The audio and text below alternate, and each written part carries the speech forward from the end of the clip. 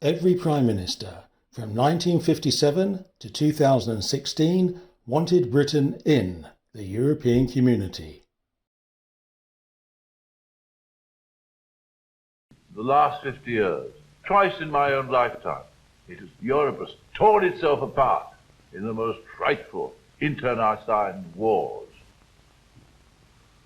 Well, these great conflicts have generally been brought about by the attempts of one nation, or sometimes of one man, to dominate the whole of Europe, to create a kind of sham united Europe, not by agreement, or partnership, or cooperation, but by power. We want to stop this happening again. What would you say, and I know it's a difficult question, to pick out a highlight as far as you're concerned from your political career? I think, of course, bringing Britain into the European community. We've been accustomed during these years and all these arguments to hear the community described as the common market. I hope this is a habit which we can now abandon.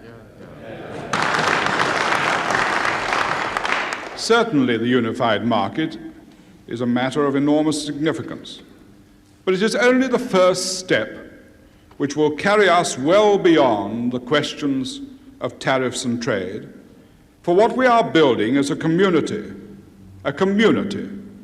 whose scope will gradually extend until it covers virtually the whole field of collective human endeavour.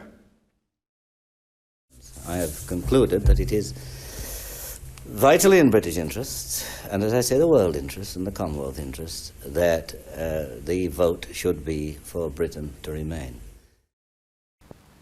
My view is that when the community really settles down to look at practical problems, like, for example, youth unemployment, or what is to be the future of our trading relations, how are we to look at the developing countries, what are we going to do about the steel industry?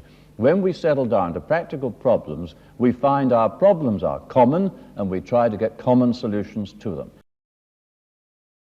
And let me be quite clear.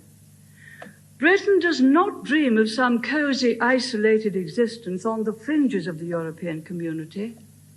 Our destiny is in Europe as part of the community. Nearly 60% of our trade is now with our partners.